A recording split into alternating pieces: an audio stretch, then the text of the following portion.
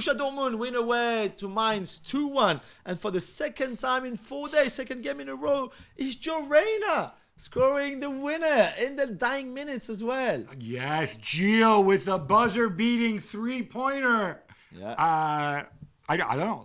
This is what's fantastic about football, right? I mean, this wasn't a great goal like the one he scored at the weekend. This is more about being in the right place at the right time. Yeah. Obviously, they all count. But the broader story to me is what's happened to this guy since the World Cup, since the controversy with his mom and Greg Berhalter, since a lot of that ugliness.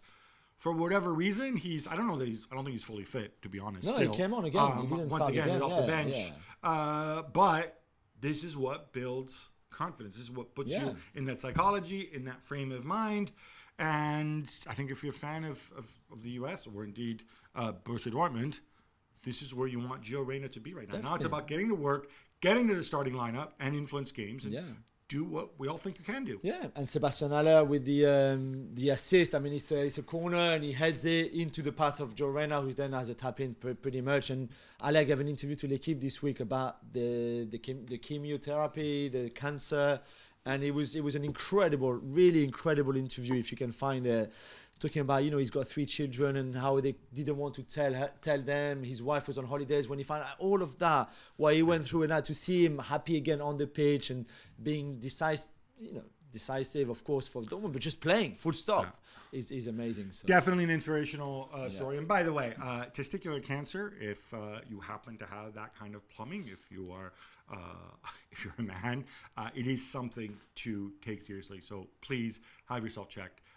Talk about it with your doctor. Make sure everything is the way it is. Leipzig destroys Schalke 6-1. Jules, the gap with Bayern is 4 points. And to be fair to producer Freddie, who would get very angry to mention this, it's actually Union Berlin who are second. And they're 3 points back. Do we have a title race on our hands? I think so, Gab, because then 5 points behind Bayern, you also have Freiberg and Dortmund and Frankfurt as well there. So 5 points, 4 points behind, 3 points. I don't think we've had so many sort of teams in that kind of bracket behind Bayern. Bayern have a much better goal difference, for example, I know.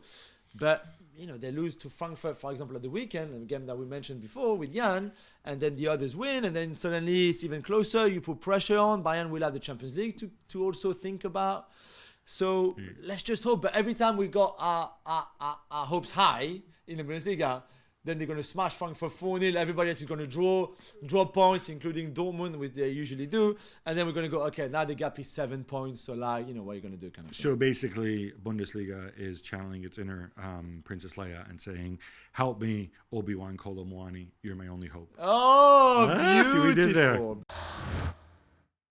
Well, thank you very much for watching ESPN on YouTube. For more sports highlights and analysis, be sure to download the ESPN app. And for live streaming, premium content, and let's not forget as well, ESPN FC 7 days a week. Subscribe to ESPN+.